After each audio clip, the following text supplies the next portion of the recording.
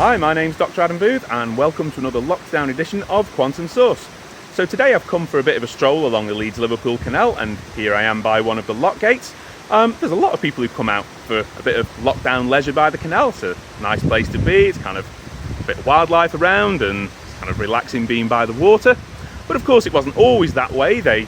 Originally the canals were the motorways of industrial age Britain. They were probably a bit kind of polluted compared to what they are now. Maybe not such a nice place to be.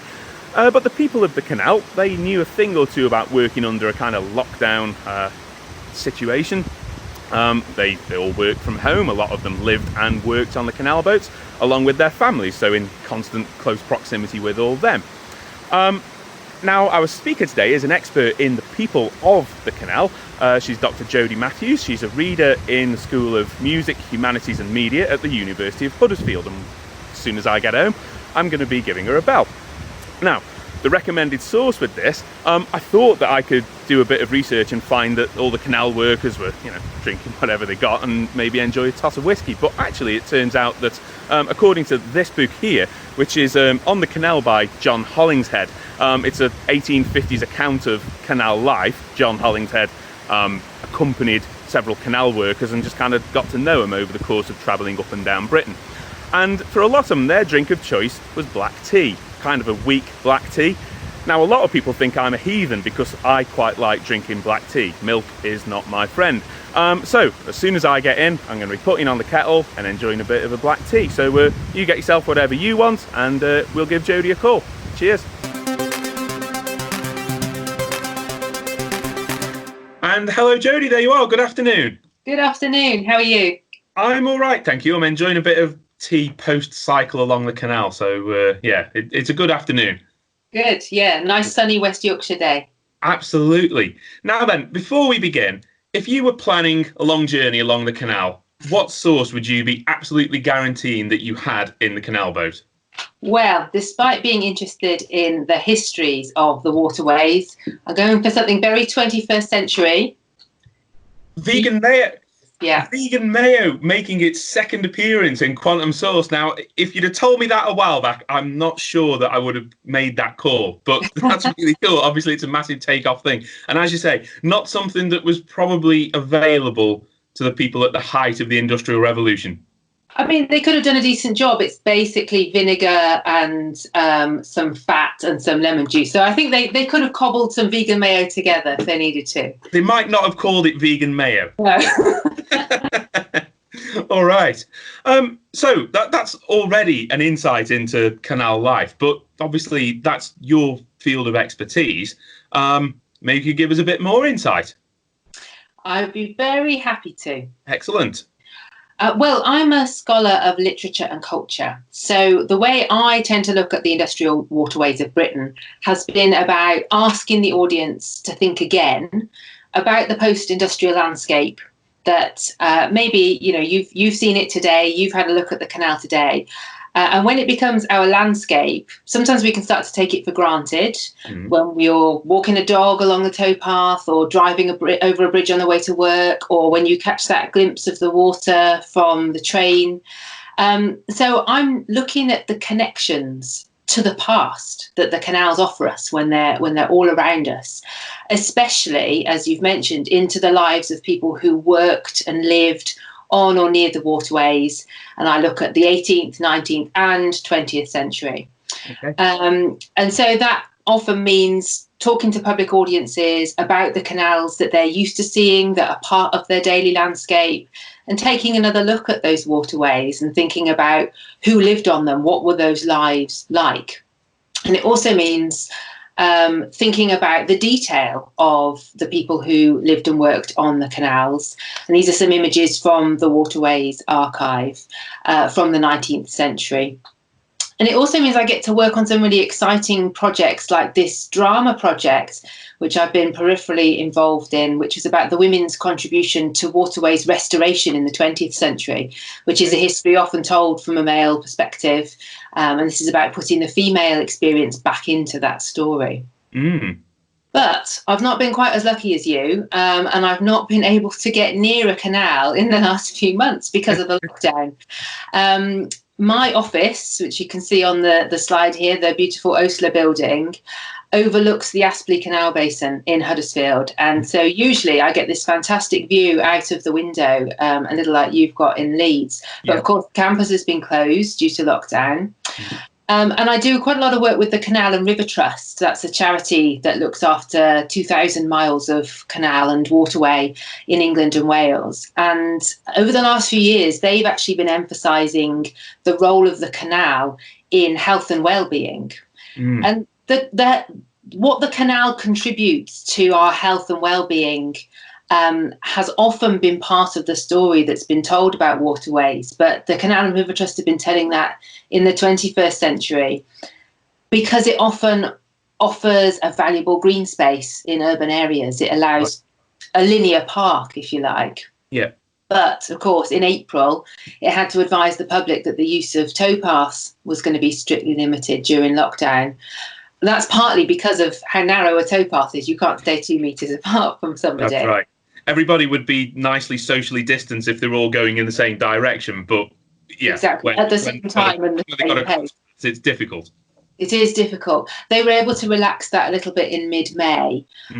But a lot of us are staying away precisely because it's still so difficult to stay away. And also we need to think about the fact that many people live on board the boats. Exactly, yeah. And when I go along the canal towpath, the signs have changed. Initially, it said, stay away for local use only. Now it has changed to, limit your use of the canal, enjoy the space, but limit it. But still, in both of those signs, it says, please don't linger around moored boats. These are people's houses, and you're effectively, it's not social distancing for them. Absolutely. Yeah. And of course, the advice is slightly different in Wales than it is in England because of the local devolved differences there. So I've had what I'm calling a pandemic imperative to stay away from the canals, which is quite tricky when your area of research is the canals. But if I was doing a thinking again, if it was a new take on the canals that my research was leading to, this is leading to a double take. I'm having to think again and again about what the waterways mean. So what I want to talk about in a bit more detail today is reimagining that moment when the industrial canal was brand new. Okay. And when that engineering was the very latest engineering. And that's partly because I'm thinking about what it's going to be like for me to see a canal, and for many people to see a canal after months away from it. So I'm thinking analogously to a little bit like what it was like when the internet or mobile phones were brand new for children of the 90s like me. Yeah. That moment when you sort of thought, so I can connect to information and goods and people from around the world just from this particular network. Yeah. Or maybe it's a little bit like when the Channel Tunnel was brand new, for people who can remember that. Because I can remember those early travel moments of going through the tunnel. But actually, my cultural memory, the moment that I know that piece of engineering entered cultural consciousness, is a joke. And I can't remember who told it, but the joke is that you should have a wet fish and run up and down the train carriage saying, "Look what I found," which is a joke emerging from an anxiety about new technology failing and new technology going wrong. And then another analogy to this, to new transport networks, might be comparing that moment in engineering history with the canals to the opening of the Øresund Bridge that connects Copenhagen and Malmö. That's 16 kilometres long. It opened in 2000. And that had its moment of cultural resonance for us in the Scandinois series, The Bridge. Absolutely, yeah. Anybody seen that? And that we can kind of think about that as two states thinking through in that series the new social connections that are forged by that engineered transport link. Yeah. And what I'm thinking about is that these experiences of the new aren't new in themselves. There have always been these experiences of new technology, and then the cultures that emerge around them, like the cultures of canal boat people that we've talked a little bit about. So I want to go back to the late 18th and early 19th century when the industrial canal was shockingly new, and how that newness manifested itself in culture. And I'm going to do that first of all via an 18th century English writer named Letitia Barbauld.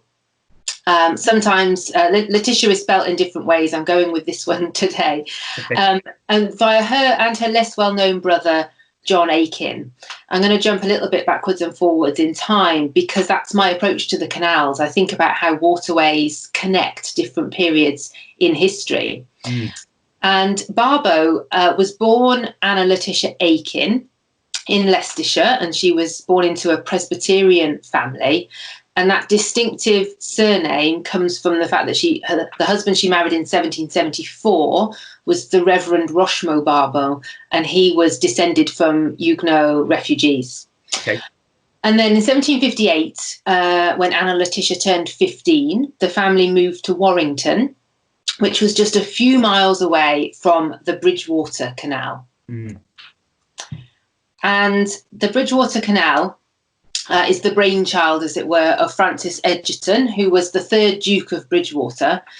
And he learnt about canals and about that form of engineering when he was on his grand tour of Europe that gentlemen did in those days. And he was inspired to commission and promote a canal. And what was most important about it was that it was a canal that didn't follow any existing watercourse. It was taking a new path through the countryside. And that was from his collieries in Worsley in Lancashire to the major market for coal in Manchester. And he appointed an engineer who I'm going to mention a few times, an engineer called James Brindley, who was renowned for his work on watermills. And that meant that relationship meant that they created a waterway that inscribed their names in history, really, the Duke of Bridgewater and James Brindley. And actually, in that moment, they changed Britain forever. And I actually made a literary pilgrimage to Warrington to see a little bit of what Barbauld would have seen, where she had lived in Warrington. And actually, that journey was full of reminders about global 21st century freight shipping, because from the train that I was on, I could see one of these enormous long trains carrying shipping containers. And it was going slowly enough to be able to see the names on the side of the Chinese and European logistics companies. So I could see where this freight had come from.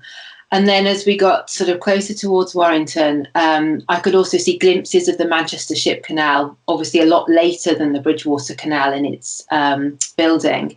And I could also see the top of a large ship that had brought some of those shipping containers from the coast along the Manchester Ship Canal.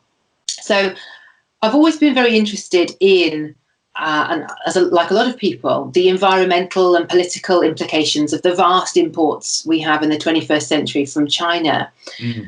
But of course, that international connectivity now has new meanings in 2020. The idea that we're so globally connected suddenly came home to roost as we realised how quickly the pandemic was spreading around the globe.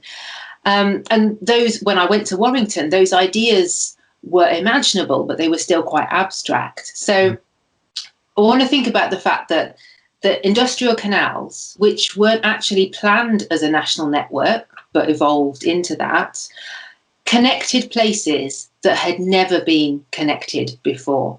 And actually, not everybody was too sure about that. Jumping forwards a little bit in time to a Victorian book for children called Rob Rat. And it was inspired by a campaigner, a Victorian campaigner, saw himself as a philanthropist. He was called George Smith of Colville. That's how he always referred to himself, George Smith of Colville. And he'd already campaigned about the lives of what he called gypsy children, what we'd call today travelling Romany people. And he was very worried about the lives of canal boat people. And his campaigning inspired this book for children, which condensed and perhaps made the point a bit more crudely about the lives of canal boat people. And that book emphasised that the boats travelling along the canal, or rather the people on board them, the families who lived on board, carried smallpox and deadly fevers from place to place. They were obsessed with, campaigners like Smith were obsessed with what was being, in terms of communicable diseases, moved from place to place along this network.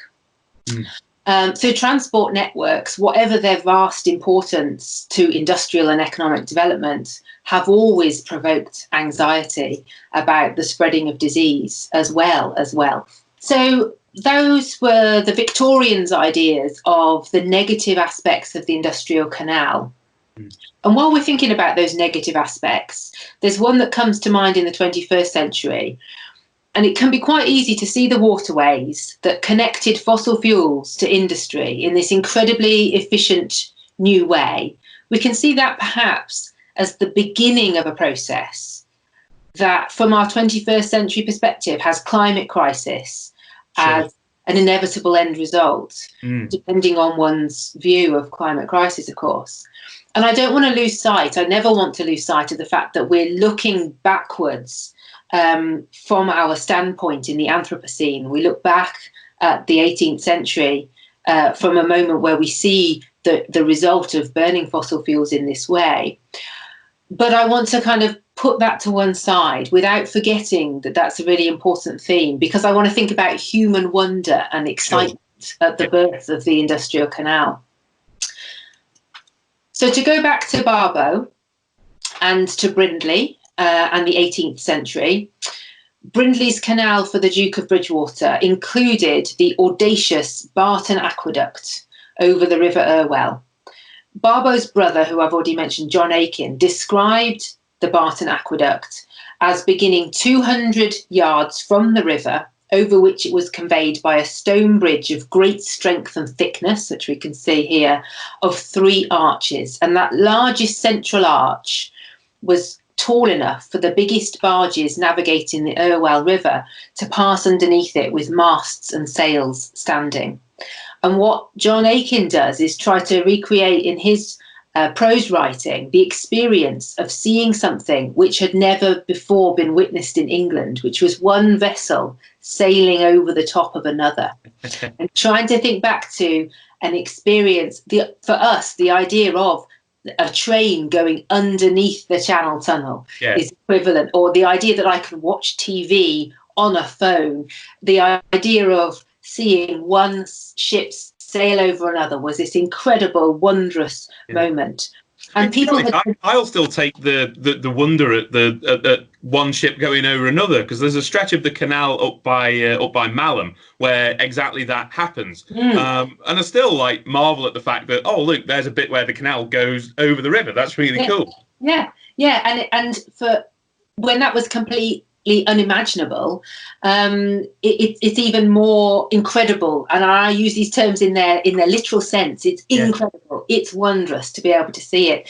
And there were people, Aiken points out, who had considered building an aqueduct like this the engineering feat equivalent to building a castle in the air. And I think we, as you've already said, we can be quite sympathetic to that view. Especially given its ambition at the time. And people sort of really admired the audacity of Brindley's vision. And he was referred to as a creative genius constantly in this period, and then into the Victorian period as well, when people were looking back and talking about what he achieved. They used the epithet genius constantly, a natural genius. You know, he wasn't academically well educated, despite the fact that he kind of invents the discipline of civil engineering. There's all sorts of rumours and hypotheses about how literate he was, but he's often described as a natural genius. He just had this feeling for engineering and what he could produce. And maybe we can attempt to recreate some of that 18th century experience of seeing that aqueduct up close by thinking of the tallest building that you've ever been at the foot of, and looking upwards from the base towards the sky and feeling like that tower, that building, has no business projecting so high up into the sky. It feels inhuman in its scale. And I think maybe a little boy should have been standing underneath the first arch with a wet fish saying, look what I found. Although I'm not sure that they'd have found it that amusing, because there were a lot of problems keeping it watertight in the construction. So the likelihood of a fish finding its way through was actually quite high. Right. But I want to move on to think about Barbauld's poem, which is actually called An Invitation. I've mislabeled it The Invitation on the screen. It's An Invitation. And it's dedicated to her friend and cousin, Elizabeth Betsy Belsham. And it was published in her first collection of poems. And she describes these smooth canals across the extended plain, which stretch their long arms to join the distant main. So she's seeing it in quite anatomical terms. And the poetic figure who sees the canals, her first thought is about the power of water transport to connect inland territory to the rest of the world. That's what's immediately springing to mind, that it's joining this inland place with the oceans. But at the same time, she's thinking about what it looks like. She's thinking about its aesthetic contribution to the scene as well as its technological purpose. But then her next thought is of the human labour that constructed it. So when we think about people connected with the canals, we often jump straight to that point in time where it made economic sense for families to live on board. But there are whole communities of workers associated with this very early period, the building of the canals. And she writes about the sons of toil with many a weary stroke, scoop the hard bosom of the solid rock, resistless through the stiff opposing clay, with steady patience work their gradual way. Now, the canal, or canals in general, rather than just this one, are often referred to as the cut. You might have heard it referred to in this way. And that's a usage that's been used throughout the centuries. But one of the things I love about that term is that I think it's a really powerful word, because it propels our sense of the canal as it is today, as it exists now, back to that moment when it was carved out of the ground by human labour. It makes us think of it as something that's being channeled rather than something that exists naturally, of course. And that image that I've got on the slide is actually a century later. That's a late 19th century sculpture of a canal digger, one of the men who dug the Manchester Ship Canal. And actually it links back to that logo I showed a bit earlier for the I Dig Canals project, because the sons and daughters of toil in relation to the history of canals are always present. We can always find these moments where they're present in our cultural relationship with the waterways. Now, Barbauld, as she describes this physical cut through the landscape, she's not seeing it as a large-scale environmental disaster. If we think about landscape poetry of the 18th century, we might think of it slightly bucolically, but she's not thinking about this cut through the landscape as a disaster. She's actually focusing on this stroke-by-stroke Herculean effort. And she goes on in the poem to talk about the engineering marvel and the technical process that tames the flood, tames the water. To go back to Brindley as well, in another poem that John and Anna Letitia wrote together, so this is a different poem from The Invitation, in that they imagine the aqueduct that I showed a picture of before, fancifully opening up, the side of it opening up to reveal the gigantic form of a figure they call the genius of the canal, which is a kind of complicated poetic image about the genius loci, a kind of spirit of the place. But it ties in very nicely with this idea of Brindley as a genius. And in that, the genius of the canal is clad in a close garment of a russet hue and crowned with a crenellated mark of his mastery. He's got naked feet that are covered in clay, and on his left shoulder he bore a huge pickaxe, and in his right hand he held certain instruments used in surveying and levelling. There were lots of images of James Brindley, as you'd expect. He's an engineering hero. There's lots of portraits of him, and most of them, like this one, are based on a portrait from 1770. This is actually from the National Galleries of Scotland, but most of them are based on an oil painting. And in that one, in those paintings, of course, he isn't barefoot and he isn't covered in clay. But because of the way monocular perspective works, the way we look at a painting and understand that something in the distance is smaller, actually, he is a gigantic figure in front of the aqueduct. We are supposed to see him in front of it, and we've got vessels at full sail behind him on the aqueduct. And in that 1770 portrait, he actually leans on a brass theodolite, which is an instrument used in surveying. So the Aikins are doing something really interesting. They're bringing together this idea of the professional engineer and the strength of the army of men who really did get their hands and feet dirty in that enormous undertaking of constructing the canal. So there are cultural moments when that labour reappears. And another example of that labour reappearing is when the engineering potentially fails. For instance, last summer, following unusually high rainfall, people might remember the Victorian reservoir that was built to supply water to the Peak Forest Canal threatened to unleash a deluge of over 1 million tonnes of water onto the town below. So when you've got that threat of the engineering going wrong, we start thinking about, well, who built it? When was it built? What was it like when it was originally there? And back to Barbauld again, and her poem An Invitation. Having established that image of the canal, she moves on to think about that visual novelty, that newness that's made possible by technological virtuosity. She writes, "The traveller with pleasing wonder sees the white sail gleaming through the dusky trees, and views the altered landscape with surprise, and doubts the magic scenes which round him rise. Now like a flock of swans above his head, their woven wings the flying vessels spread." And other travellers, apart from the poet, came to see those magic scenes and others like them. The wonder of this new technology brought tourists to the canal. And my first slide was a sort of touristic vision of my own when I went. People go and see the Bingley Five Rise. Right. As long as there have been canals, there have been tourists to come and see the canals. For instance, there's the author of, he's an anonymous author, I'm assuming it's male, the sketch of a tour into Derbyshire and Yorkshire from 1778, marvelled and heaped praise on the truly stupendous undertakings that were the Duke of Bridgewater's canals, and saw those as an example of the spirit of enterprise of that present age.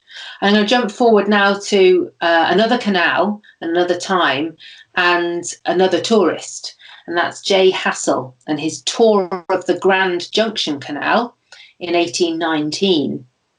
And when Hassell's writing this book about his tour of the Grand Junction, his title page includes a quotation from William Gilpin. And Gilpin was a key figure in the 18th century development of the idea of the picturesque as an aesthetic category.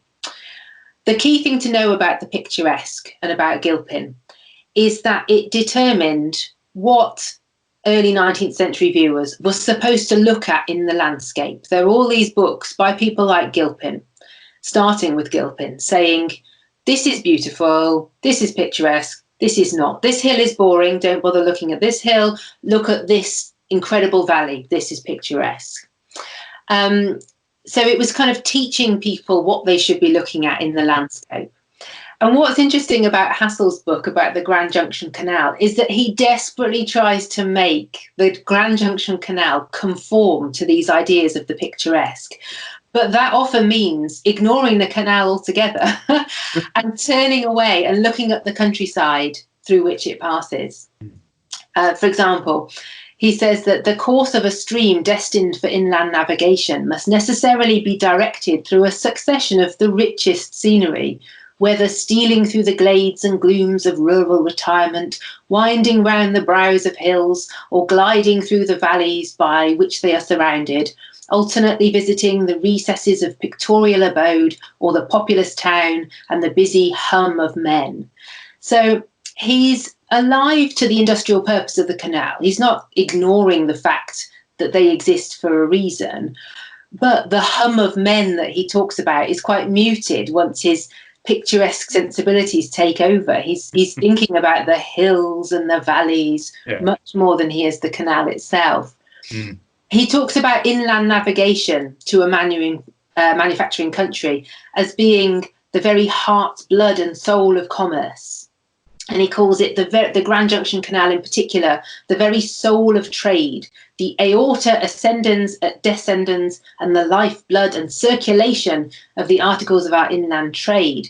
So just to think back a moment to the Victorians and their distaste for canal boat dwellers as vectors of disease, I think it's really interesting once more to see this early celebration of the canal in very anatomical terms. So we've got lots of different ways of thinking about this early period of the canals, and I'm going to move towards the end of what I want to say with an image that I think captures the cultural complexities of engineering novelty. And this is from 1824 to 25, and it's a watercolour by J.M.W. Turner. And it's held by the Tate, and they have a good quality reproduction on their website if anybody wanted to go and have a look at it. And the painting is of Kirkstall Lock on the River Aire. And in the painting, we can see boatmen who are getting their craft ready to go through the lock onto the Leeds and Liverpool Canal, which had been constructed in 1770. And you can see the social and economic histories of Yorkshire in this painting, because we've got people building the lock. In fact, Turner's sketchbooks that he used towards making this painting, which are also held by the Tate, the sketches that he made of Kirkstall Lock show even more activity. There are people unloading coals from the barges and things like that. And the Tate catalogue entry for this watercolour talks about the interplay of modernism and history, because in the foreground, you've got industry, you've got the canals. In the background, well, the middle ground, you've got the ruins of the medieval Cistercian monastery in that middle distance there. So that's an interplay of modernism and history. But I'd like, it's rather rude to do so, but I argue a little bit with the Tate catalogue entry, because for me, this whole scene looks very medieval. Those people building the lock in the foreground could almost be medieval workers building a cathedral. The tonality of it has this medieval feel as well. And the reason I'm suggesting that, it's got this technological modernity. That's the context in which Turner is painting. You've got a toll road in the background as well, which was also considered quite recent transport technology at the time. But in the 1820s, when Turner is painting, we're seeing developments in rail transport. And I think that maybe gives us a hint that the waterways are soon going to be considered as much of the past as Cistercian monasteries. So we've got all these different ways of thinking about periods of canal history and our relationship to it. So I want to leave things almost with a question to myself as well as to get other people thinking. And that's when we re-encounter something like the canal after some time away from it, does it make us look again at the way they connect us to other places and really intriguingly connect us to other times and to the lives of people who lived in other centuries and worked on those waterways? Thank you very much, Jodie. I would get you to unshare your screen, but I just want to stick with this image for a little while, because when you put it up and then explained where it was, suddenly all the hairs on the back of my neck stood up, because if you look into the distance down the river there, you actually see my house and where I'm sat recording this at the moment. You know, I know where that road is, and I know where that crossing is, and I know that that's Kirkstall Abbey just over there. So I'm actually going to set myself the challenge of doing a modern photograph of that tomorrow, and I'll stick it in the outro part of this quantum source. But yeah, thanks very much. It's really interesting. Can I now get you to unshare the screen? So yeah, thanks very much. I did have a couple of other questions, if I might. We kind of think that Britain was the home of the industrial canal. So when you started saying that Bridgewater got inspired by canals on his grand tour, where was he getting that inspiration from? Was it, you think Venice is a place with lots of canals on the grand tour, or is it elsewhere that already had a bigger canal infrastructure? It's primarily his inspiration came from France, actually. Okay. And that we're talking about obviously a much larger country, but anybody interested in reading about the history of wine and thinking about how you transport that very important product of France along poor quality roads. This was one of the imperatives of the canals, and why somebody like Josiah Wedgwood in this country represents Stoke-on-Trent. One for the Midlands, and how it was so important for him to get behind canals, because the roads were of such poor quality that his pottery was broken by the time it was getting to the people who were buying it. So similarly in France, an early imperative was, if you're transporting something that's going to break, like a bottle of wine, on poor quality roads, then you need a canal. So Egerton's inspiration was largely in France, but the canals that didn't follow existing watercourses and that were being used to connect a country existed in China for thousands of years. Existed in Europe long before they existed in Britain. So it's a bit cheeky to consider Britain the home of this. It obviously worked in a slightly different way, because what was being connected with coal to industry. So it's that happenstance. So many accidents of the Industrial Revolution, and where coal fields are, and who's inventing what, and what markets there are for it, and where your markets are. All of these accidents of the Industrial Revolution. That's why the waterways are so important in this country, because and why they play such an important part in our industrial history, is that connecting the fuel to the industry. Yeah. And then the other question I wanted to ask, and kind of brings us all the way back to the present day now, is that obviously the canals have found a new lease of life as sort of leisure facilities, and I think they're very mindful, and it's very relaxing. Loads of wildlife, they've all been cleaned up, but still, I think that people marvel at the engineering that goes on. You look at things like the Anderton boat lift, and I think the Stirling boat lift, and they're very much built around kind of the tourist infrastructure there. So these people still marvel at that engineering prowess that goes on, even though it's not really serving any like industrial purpose anymore. Yeah, and what's really interesting about that is that it would be quite easy to say, as I said in my earlier remarks, as long as there have been canals, there have been tourists to the canals. And we think about accessing those sites today, and how many people go to visit them when we can go and visit more easily these places. But it isn't a continuum, because, of course, there's this long period, where the canals are in quite a dilapidated state. And for many people, they considered the canals, a dangerous place, or obviously so many of them were built over, they were fenced off. And so while some of these, what we would consider tourist attractions today, have always had visitors, the idea of touring a long stretch has a new beginning in the 20th century that means that there's a very particular story to tell about our canals in this country, and our relationship with them, and how that changes at different moments. Because for a long time you just couldn't access the canals in the same way. You wouldn't want to, a lot of them. Whereas today, in the Victorians and their distaste for the canals, particularly once they got very interested in steam trains, there were still many miles of canal built in the Victorian period, of course, and many tons of goods transported by canal. But Victorians didn't particularly enjoy going to visit these sites. There were some adventurers who took canoes along them and things like that.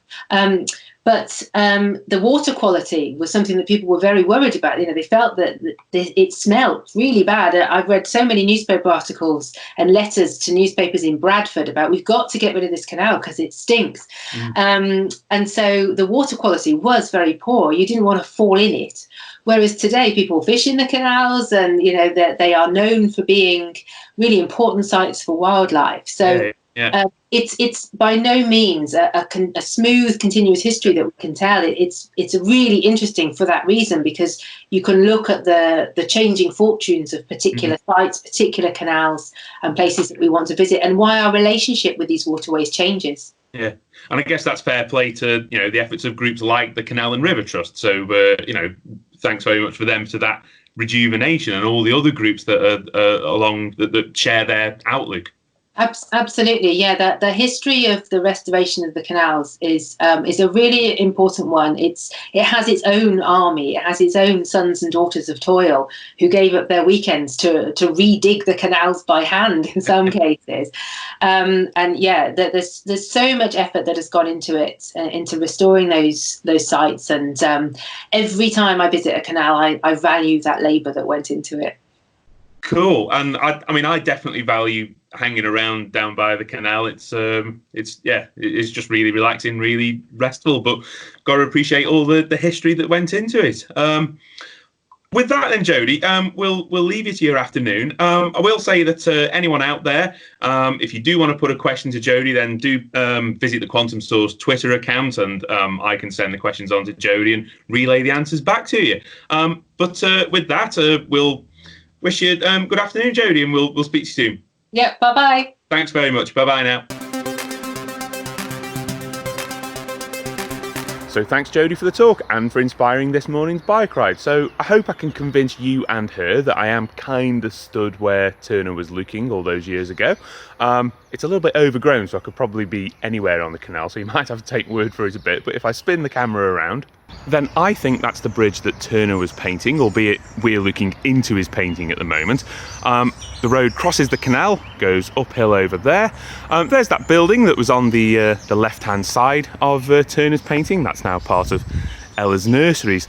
And if we carry on along the canal, then eventually we reach Kirkstall Lock. And now if I pan around to the south, it's a little bit hazy, but you should be able to just make out the ruined tower of Kirkstall Abbey. And now indeed it does have a railway in front of it as well. So next time you're down by a canal, obviously enjoy it, relax, chill out, but just spare a thought for the engineering marvel that they were. Now ordinarily I would cut to the Quantum Source credits now, but I think we're going to have a little bit of mindfulness to close with. Just keep your eyes peeled on the Quantum Source Twitter and Instagram feeds. We will be posting more cool podcasts and fascinating facts to keep you educated and entertained during lockdown times. It just remains for me to say that I've been Dr. Adam Booth. This has been Quantum Source. You've been great, and now chill out.